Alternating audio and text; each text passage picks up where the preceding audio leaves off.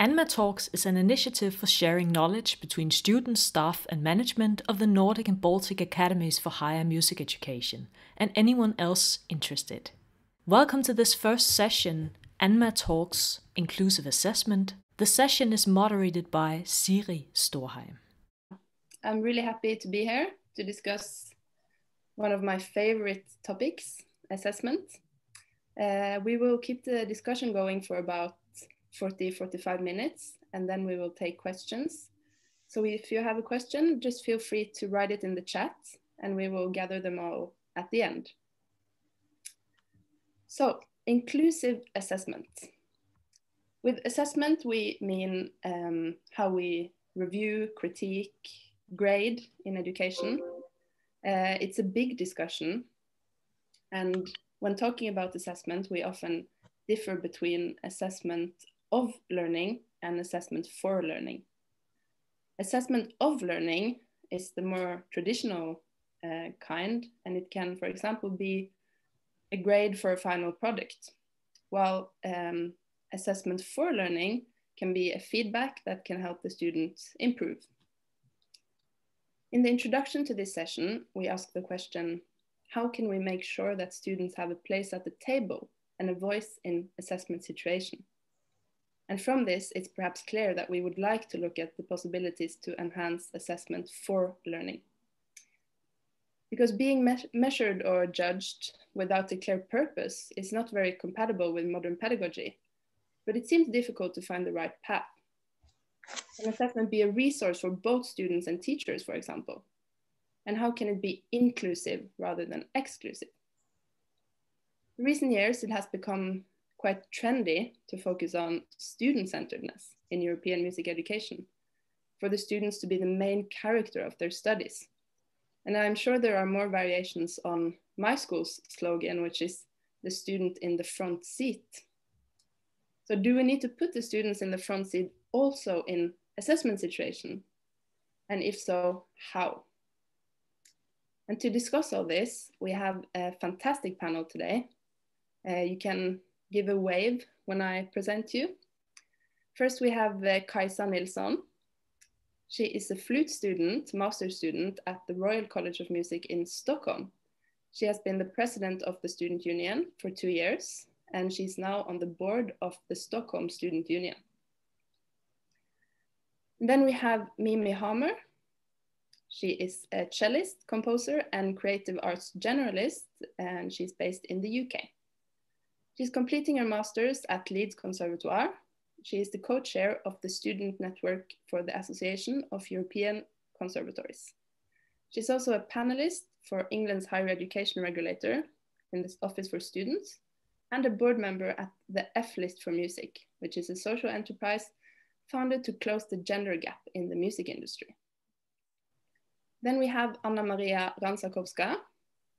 She's a lecturer at the Estonian Academy of Music and Theatre, where she's the coordinator of the Cultural Management Master Program. Since 2014, she's been the leader of the Act in Art Network for entrepreneurial mindset development in artistic universities in the Nordic region. In her research, she focuses on alternatives to the existing artistic education that would rely on pedagogies where students develop and practice knowledge, skills, and mindset necessary to take actions that can transform their lives and their social, cultural, and economic context.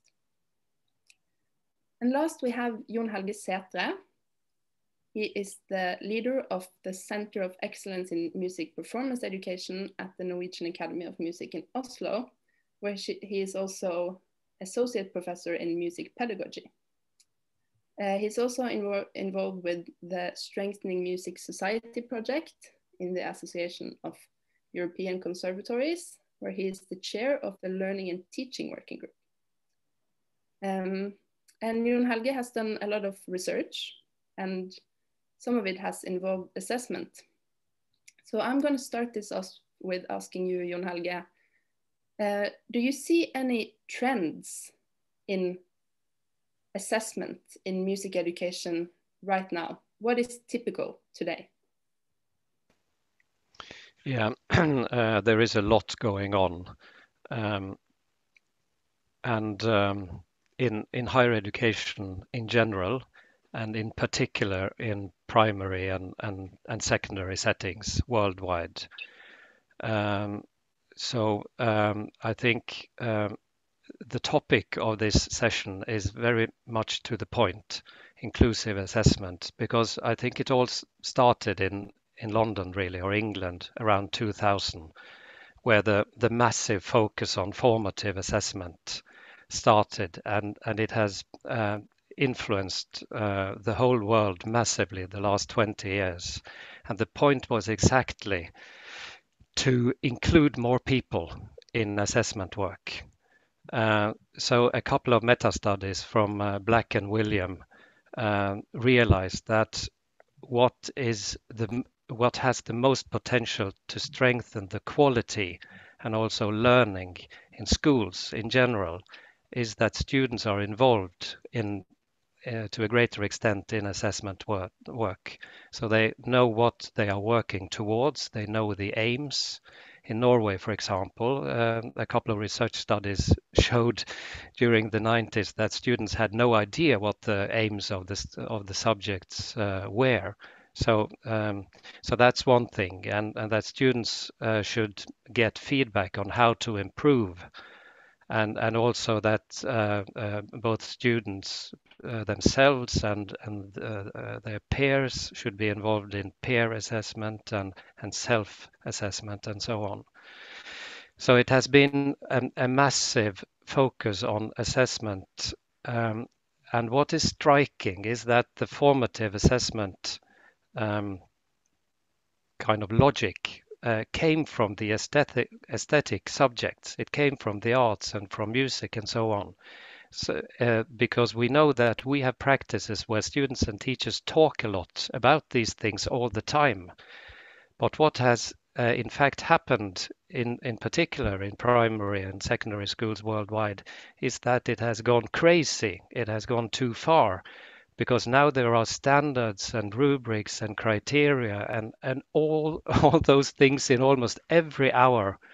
And I have heard that many of the people who started this movement in England, they really regret what they started, because that was not what they pictured. So lastly, I would say that there is a lot going on and happening in schools and in higher education. If much is happening in music education, or higher music education in particular, I'm not so sure. I think there is happening a bit less in this area. So maybe we could be able to avoid some of the bad consequences that we are seeing in other fields. Thank you. I would like to ask you, Mimi and Kajsa, you are both students or recently graduated. And since it's fresh in mind, can you briefly share some of the experience you've had with assessment throughout your degrees? Can you recognize what you and Helge is talking about? Mimi, you can start. Gosh, I'm just thinking, I mean, I have so many experiences, both positive and negative, with assessment. You know, I'll be very honest and say that I've failed. I remember opening my virtual learning environment and seeing once that I got 29 out of 100 for something. And then, you know, there have been other times where, you know, I've received very, very high marks for things. I think the problem is my experience of assessment has been very kind of mysterious. It's all very cloak and dagger, you know, subjective, and it's caused so much anguish and stress for a lot of my peers, particularly when, you know, there's so much room for interpretation when receiving feedback, and then, you know, then begins the contesting process. One thing that I found was really useful, that was it kind of started in my final year of my undergraduate, was kind of having a bit more transparency, so that when we receive our feedback, instead of a paragraph which is, you know, 4 or 5 lines long, we actually have the assessment criteria in a table, and then next to every assessment criteria is another box where you're then you have a bit of feedback based on that assessment criteria, so you can very clearly see, this is the rationale for why I only got, you know, let's say a 2-1, because my interpretation was only, you know, XYZ, or my technical fluency. Perhaps, yes, I understand that my intonation went a bit in that passage. I hope that answers somewhat. Definitely. Can you recognize this, Kajsa? I recognize the subjective part of it, because it has been really hard to see the whole picture and think of it as every student getting the same kind of assessment, because for me it has been very natural to talk with my teacher about things that we are doing in the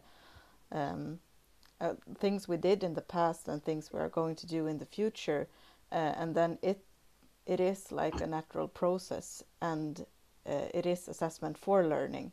But in other subjects it's a very different kind of way to teach and learn things. So I think it's very interesting to talk about this, just to get to know the different kind of aspects we have, because I think it's very different depending on which school and how the system works. I mean, in England they have the grade system for pieces to play and stuff like that, and that we don't have in Sweden, so it's really different. Thank you.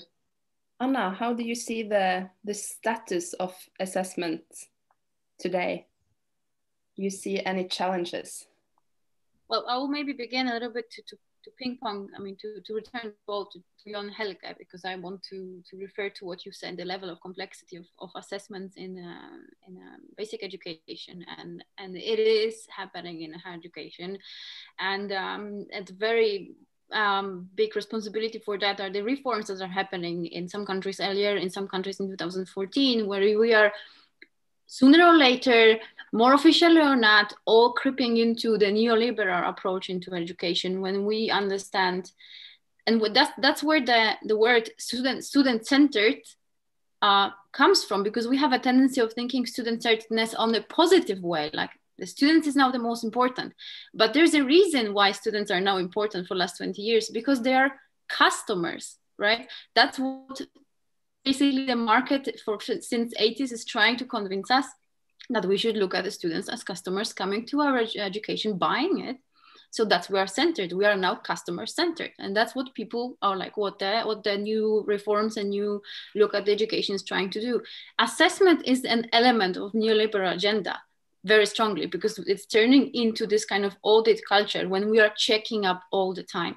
And how is that coming? Because we are, you know, if some of you maybe are familiar with the idea, neoliberalism idea was to make things more equal and accessible for everyone. And what happened with this accessibility is that we need to also assess how accessible we are. And then we get entangled in this idea that we want to be equal, we want to be accessible, we want everyone to be able to study at the university, but in the same time, we need to apply all the audit culture that is, you know, dragged by with this idea, and that's what's happening. So I think these things are happening in higher education, but we are more independent, so they're maybe not so visible. Music academies and artistic universities are still good into translating it into the positive side. So we are still trying to transfer this into understanding that we are student-centered, not because they're customer, but we are thinking about their well-being and then and their performance. But we need to think, is it really true? Because when we talk about assessment and in the form that it is, and maybe in the form we would like to, the assessment is something that refers to the performance of a teacher as well. To what extent the teacher has capacity and ability to actually convey the knowledge to the student. So that should be in the interest of every single teacher, that the responsibility for the learning processes is no longer on the assessment of the student by the teacher, but also by the student him or herself, right? Because, you know, the responsibility is on a parent, because you are being a parent and you're parenting someone. So the responsibility is on the teacher, because you are the only one to assess. The teacher is the only one to assess the performance. Once you're taking student on board and give him the responsibility or her the responsibility for this assessment, the student cannot escape. right? Then the student is actually equally responsible for the failures. So I think the interest, it's very important. The question that you asked in the beginning, how do we keep students in the loop? Well, make them responsible. Realize that it's in your best interest that they're actually responsible for assessment. And the second thing is the word assessment, because we have a tendency of using it all the time, but Mimi used feedback. And that's something that I really like to use rather than assessment. But the whole point is that at the moment that I notice more and more within the last 6 years, students have no clue, no idea what does it mean to give feedback. For them, it's purely the critique. So if someone asks for a feedback, they're going to just criticize whatever is happening or whatever they experience in the learning process. So I think the first and foremost, people entering the academic realm is to teach people how to give constructive feedback, because it's a peer work. If we want to have ecosystem and if you want to people participate in everything, everyone needs to be on the same term. What does it mean to give feedback, right? Yeah. Sorry, maybe it was too long.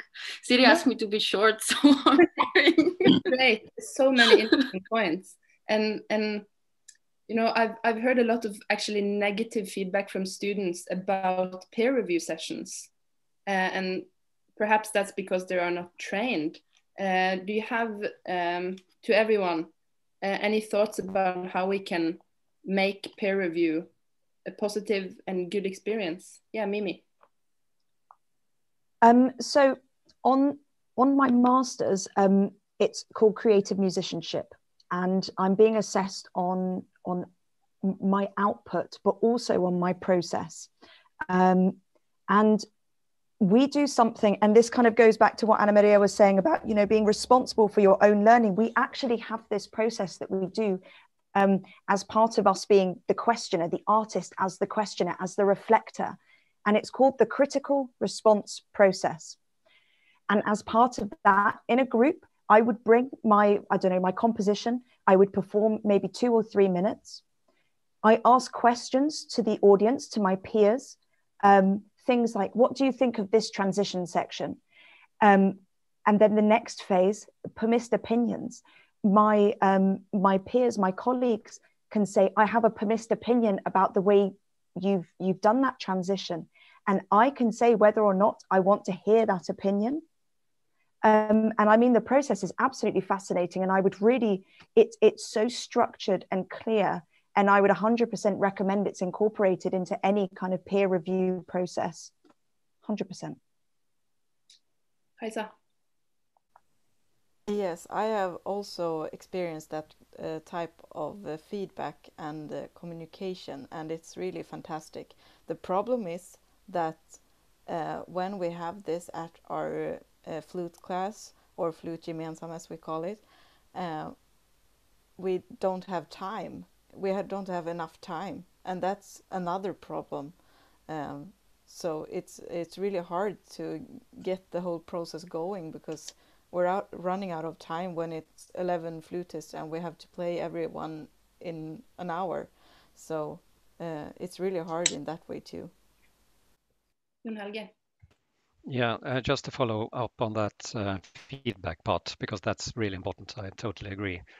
It has to be rehearsed, I think. You have to train to do it right.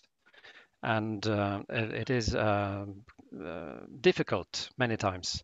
In a research project I was involved in, students and also the teacher in the performance, it was actually a chamber music class, used written reflection logs or written texts. And they felt that was very easier, because it creates a distance. Because in class you are all together all the time, and you have to formulate things on the spot and receive them on the spot, as one of the messages in the chat mention. So that distance it creates to read someone's reflections and critique, maybe also, and challenges and so on, and think about it a while before you have to answer, they experienced as a really good thing. Anna. This is something that also stems, from the word itself. When you look at this kind of when you dissect the word feedback, you are supposed to feed someone. So there's element of growth, right? So there's so many psychological and kind of personality issues related to how to receive and what is actually sometimes better or not better or worse to say, in order for someone to feed. And feed is related to growing. So I think when we and that's a very good point about the art, because that's actually an art in essence. The giving and receiving feedback is absolutely one of the bases of human interactions in general, not in the educational context. I think we are failing miserably because nobody's teaching that. As much as nobody's teaching us being in a relationship in our lives, there are no courses. You are supposed to hardcore go and get it and learn it on a hard way. So this is kind of basic misconception that everyone can just say out an opinion, and that's nothing related to actually having an opinion. Rather, how can I contribute to someone's learning processes? So that should be, I do care about well-being of other person, and that's what Klaus actually commented as a first comment, right? It's not only about being a customer. It's about citizen, and citizens were students were citizens a little bit earlier before neoliberalism came, because they were kind of responsibility in well-being of the state, right? So we are looking into kind of history of how the higher education has developed. And I think what we are looking is that and that's something we actually had discussion yesterday about the student being part of the ecosystem, right? So no matter whether it's being a citizen or a member of the society, I am an element, or I am a part of something greater than only me. And I need to consider all the elements in order for everyone, for entire ecosystem's well-being. Jon Helge. Yeah, I just really would like to comment on the neoliberal issue, because I agree that's a major problem, to be frank, but that's a personal opinion because it's so related to politics and ideology. And of course, student-centeredness has a lot of problems, and it is problematic in a number of ways. But to me, it is necessary. Or for me, I would like to connect it to learning to a great extent, because to involve students in what is going on in everyday practice and classes and assessment is a good way to make both the outcome of the studies better and to make the life better for the student, etc. But we have to ask what student-centered learning means. It doesn't mean that you give the whole responsibility or hand over all the decisions to the student. That is a mistake. And many teachers actually misunderstand the concept and say, okay, students, go away and do stuff, and I see you later. That's not the point, because then the role of the teacher gets so small that the teacher doesn't play a role any longer. And that's the core mistake in many cases. The role of the teacher changes a bit, but the teacher should be there, guide, facilitate, ask questions, give information, and so on. But he or she is not the only person who is deciding stuff. That's the main point. So the dialogue between the student and teacher, the cooperation and collaboration on learning is important, that the student has something to say about major decisions, but not that the teacher stops being the competent scholar or musician that he or she is. Thank you. Yes, Anna. Yeah, it's very rightful, but and still, like, maybe the again, I'm just going to be this boring historic person today. When you look at the history of how the interactions between teachers and students were happening in old days, I'm not going to go into dates now, but we still have a very strong understanding of master-apprentice relationship in academic reality, especially in conservatories, and that's something very hard to transform. and something very hard to convince people that it's not wrong, but it needs to develop with time, right? So there are ways to do that, and as we heard, the importance of a teacher is central. So the teacher is central, or is critical, as we heard also, for the development of the learning or the learning path of the student. But I don't think none of them is actually central. I think there is a coexistence happening, and only within this coexistence and this co-creation.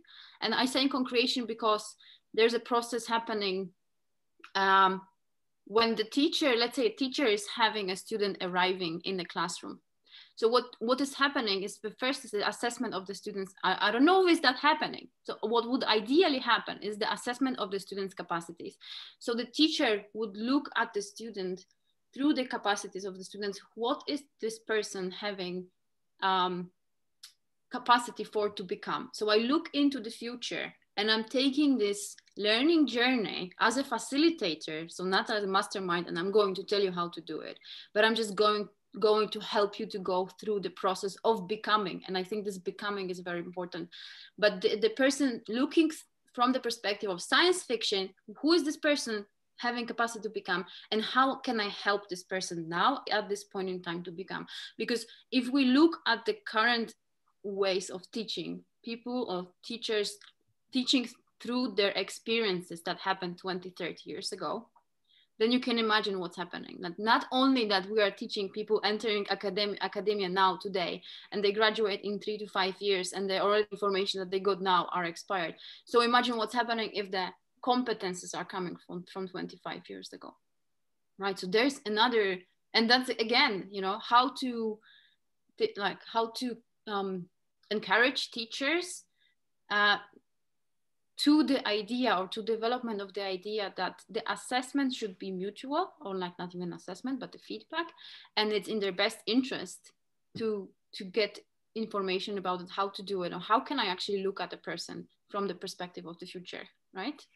So there's this futuristic, I call it science fiction, always looking at the student and, you know, expanding the understanding of, again, we are looking into ecosystem, expanding what are the other capacities of this person beyond just playing trombone until they cannot play trombone anymore.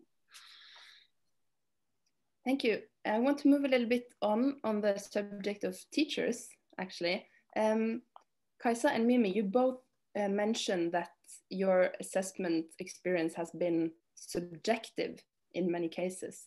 And I've actually heard many students tell me that they have been advised against playing something in their final exam because the teacher or examinator don't have the competencies to assess it. I see you smiling, so you probably recognize this. And how can we deal with this? Because isn't that practically favoring some kinds of music and thereby excluding someone or something? Are someone left out? Yeah, that's a really good question. For my bachelor's concert, I played only music written by female composers, and my teacher told me just don't make it a feminist manifest. And I was like, okay, what do you know about this music, because you have never played it yourself? And you know, but I was allowed to play it, but yeah, it's really hard also because I have a background that's not as a classical flutist, and I had just played classical flute for 3 years when I began at the Royal College of Music in Stockholm. And because of that, I think I did just listen to my teacher, and when he told me what to play, I just played it. So I didn't get to be that active in choosing pieces in that way. But I've also heard about other students, because it's so short time, and I think the teachers are very they want to get the students to play the standard pieces, because it's so, you have that short time, 3 years, and they want you to take you through the like standard repertoire because that's what you're going to play later. But I think it's some kind of process where we're maybe not playing that repertoire after the education, because it's like changing all the time in the society and what we want to play. And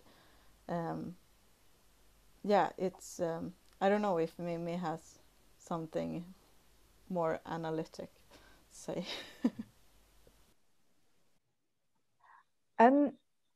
Yes, sorry, I've just been thinking. I mean, my undergraduate, it was very outcome driven, and it was very much, you know, I was being purely assessed on my cello performance.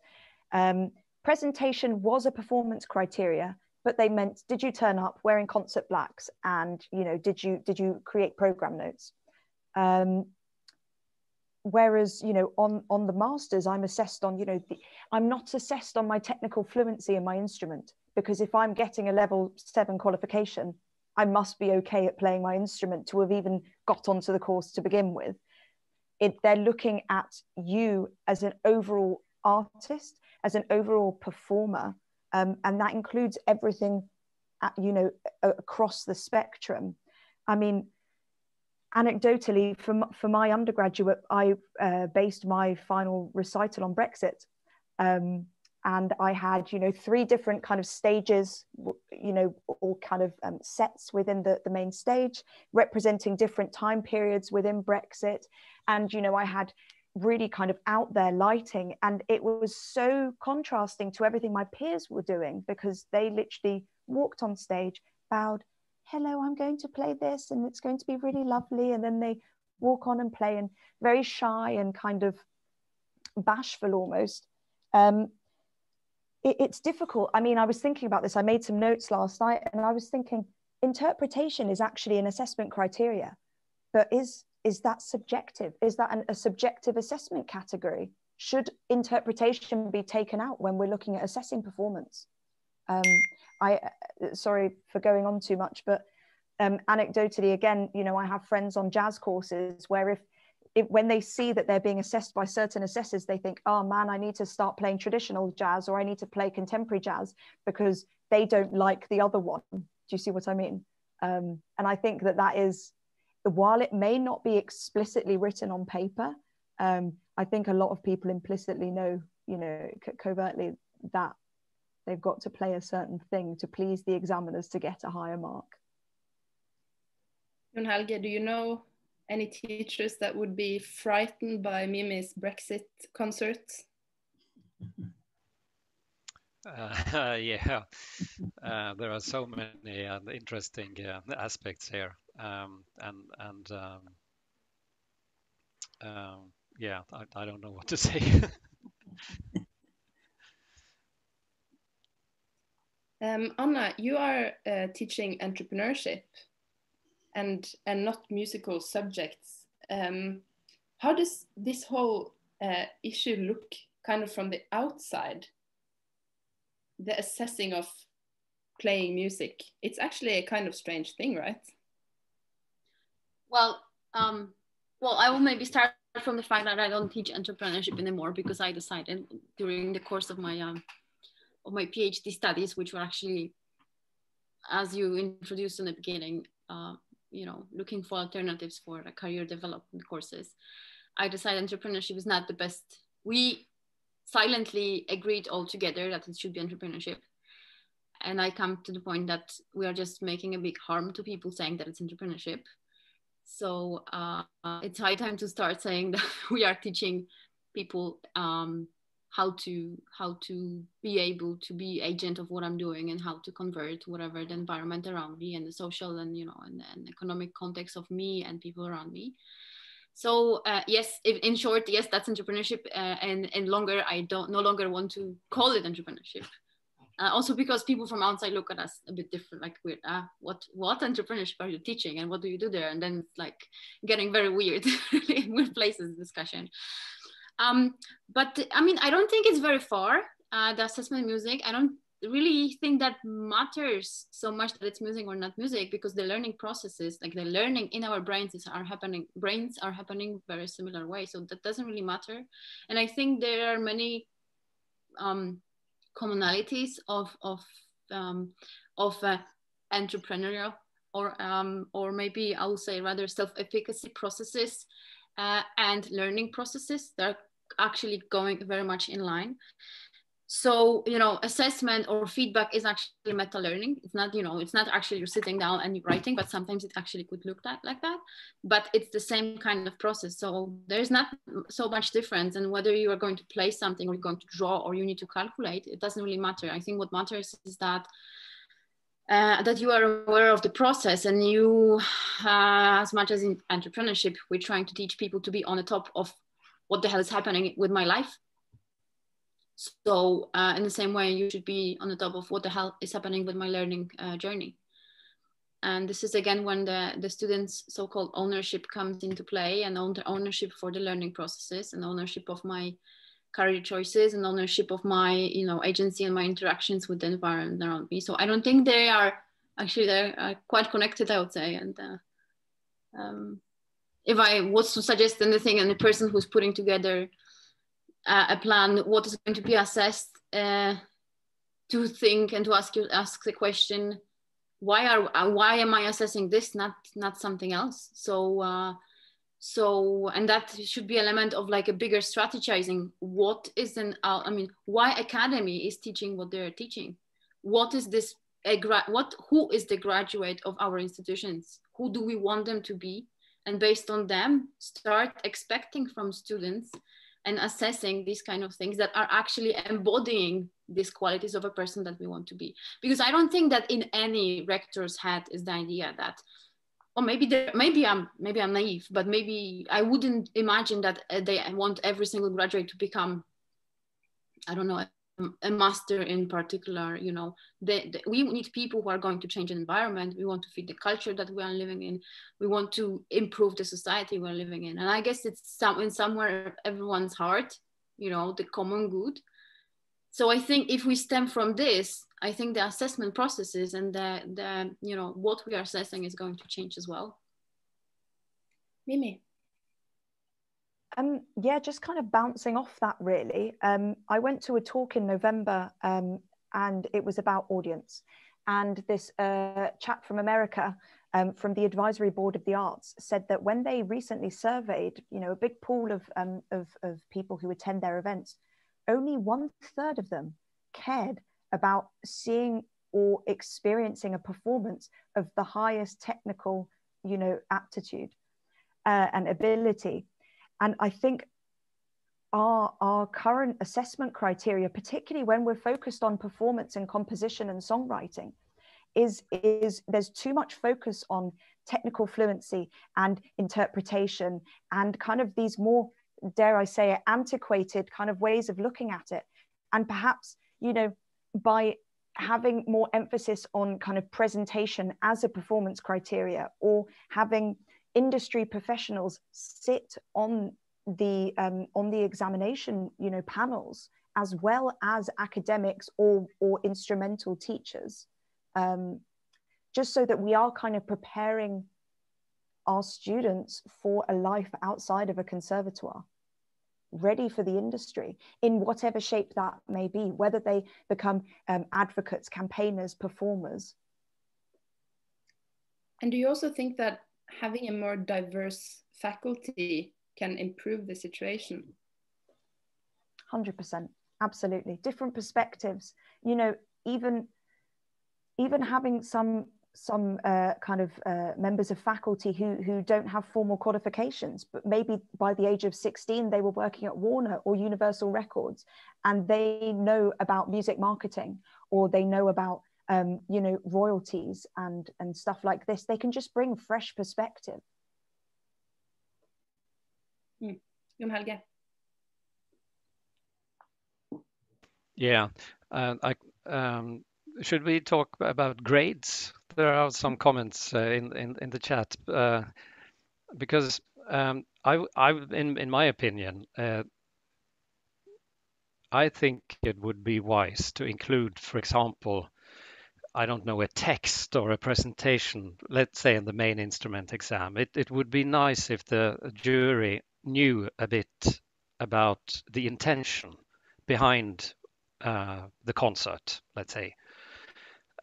Because to assess it only without context is ridiculous, really, because it becomes even more subjective, maybe.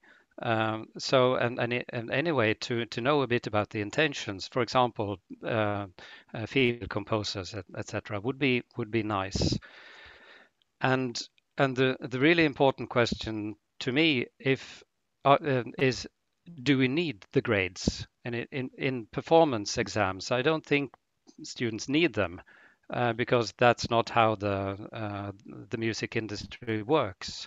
And also we know from assessment literature that, for example, a rich description, something that a critic would write to describe what it was, the associations, the strengths, then the maybe weaknesses as well, and how to improve it. A rich description is much more interesting than a letter, a grade, or a number. So if we need them, yeah, okay, grades, but it should be followed by a rich description of what it was that also relates to the intention of the exam. Yes, Mimi. Yeah, just to bounce back in there, actually, this kind of goes back to what you were saying, but also what Anna Maria said about, kind of growing, and that concept that feedback, is a rich description, a balanced description of what happened with some suggestion.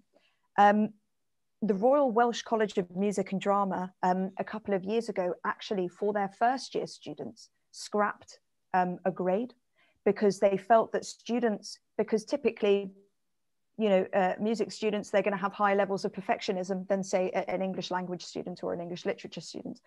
And so they don't receive a feedback and don't receive a grade, sorry. And the emphasis is purely put on giving really good, solid, concrete feedback with suggestions of improvements, using inclusive and accessible language as well. Again, going back to this kind of psychology of kind of enabling and empowering progression, while also maintaining academic integrity. And this has been super, super positive. And I think students have, it kind of gets them out of this obsessive mindset of, continuously practicing the same thing over and over again and thinking about the overall bigger picture. It's been very helpful from what I've heard. Yeah, and not to broadcast my personal opinion, but you think that grades can kill creativity? Anna? I mean, I'm not a fan of demonizing grades. Let's start from some. That's the introduction to my point. I think very often when you are maybe yourself writing, when you are writing your self-assessment, or you are just simply sitting down in the evening over a calendar or whatever almanac that you are using and writing, how did I did something, how in what way, how did I perform? Very often we ask ourselves the question, to what extent? And question to what extent is already giving you a hint that there is a sort of differentiation, right? So definitely, and that differentiation is a kind of a spark for creativity. So I wouldn't say that it's killing creativity. Spark for creativity, especially for teachers, because very often and I'm catching myself on that. I'm very, very kind of rigid about giving feedback to students and actually always writing after every single homework or after every single assignment, actually writing this feedback. But if I have 50 students in a group, it's very hard, very time consuming. But I think it gives you this, to what extent, always in your head, is this good, this kind of good leveling, where am I now? And where do I want to be, right? So when you are making plan, and that's also something that comes from entrepreneurship or management studies, this constant, when you're prototyping, for example, what is the element, or design thinking, one of the elements is it's evaluation, what you do or what you did, and adjusting and doing something again. So you need to be able to differentiate to what extent you perform or to what extent you achieved your goals. And you can either achieve them poorly, you can achieve them fairly okay, or achieve them to the excellent level. But that's why I'm thinking that killing the grades is maybe not the best idea, because they actually are the canvas, the basis for elaborated written feedback that students actually can learn from. Thank you. So we already started a little bit on the question when starting to talk about grades. So let's move on with some questions. We have a question from Timo Kurhon, which is, how could we have learning environment that is so transparent that the openness help avoiding the example Siri just mentioned about the judge not having the competences? So how can we become more transparent?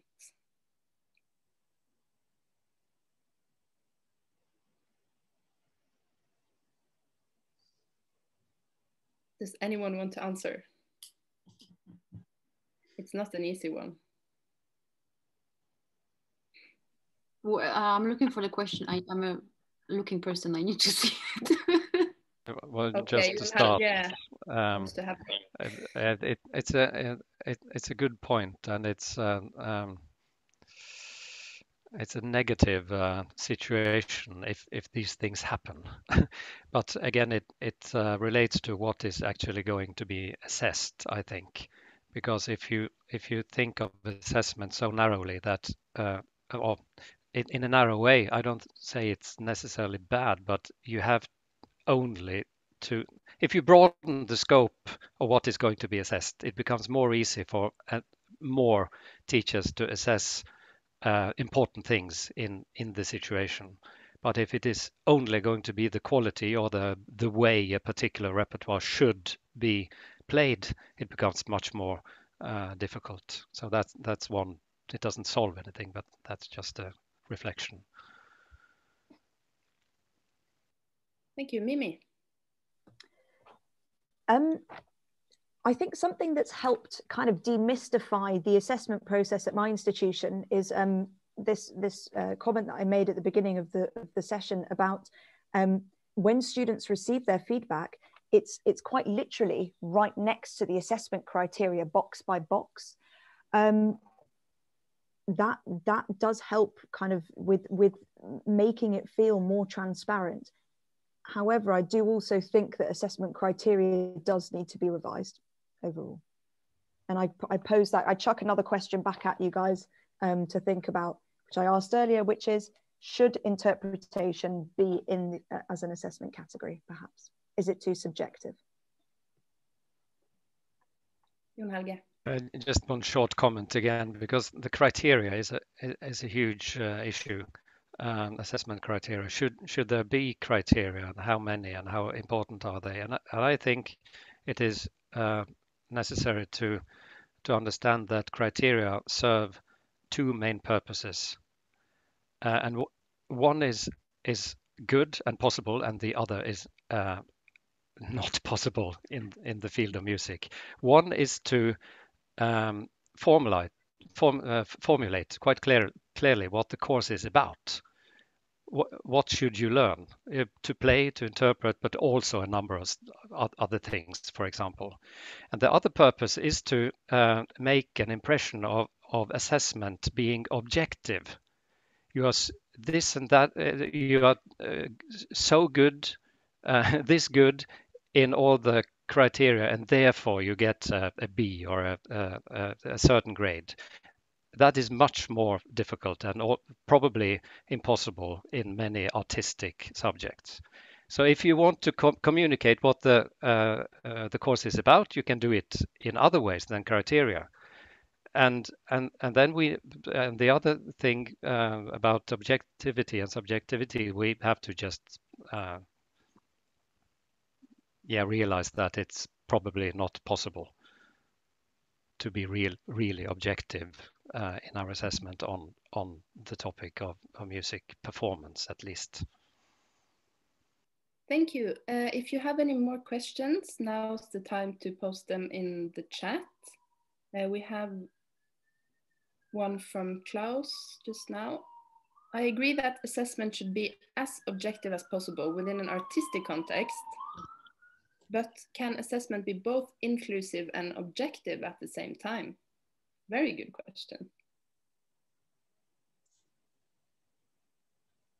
Well, I guess that's something that we're talking when Mimi said about revising the learning outcomes.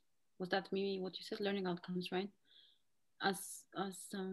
Yeah, that putting learning outcomes in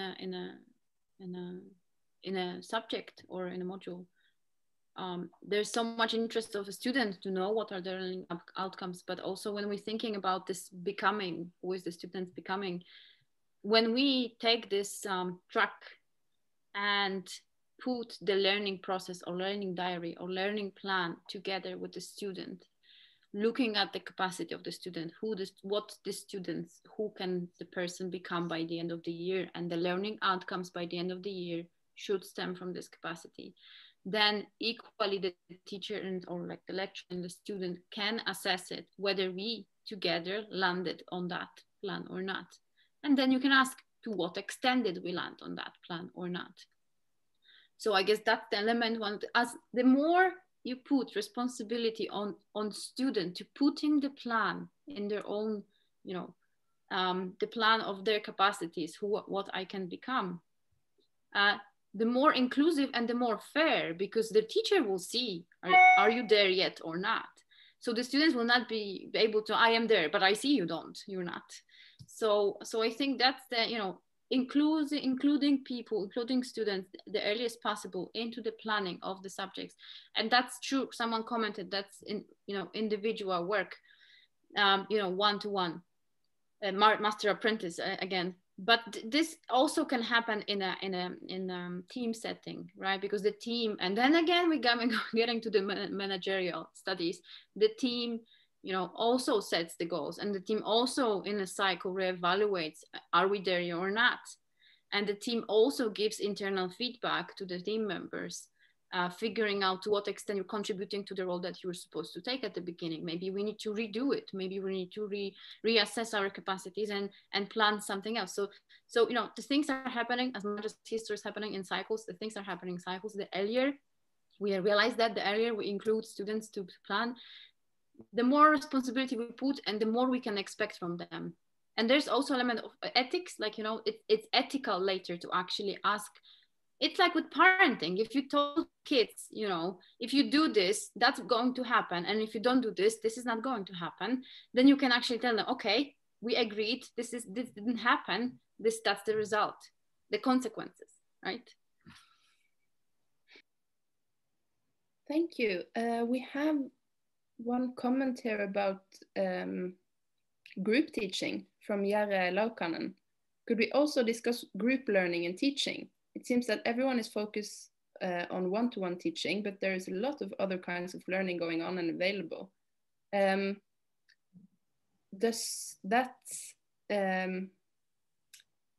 group teaching kind of change what we talked about? Are there other possibilities, different possibilities within that?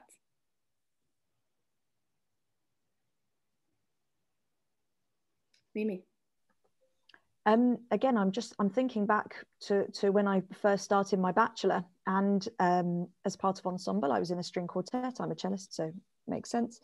And we had to assess our contribution, but it was so broad and it was very difficult. I don't think it was structured enough.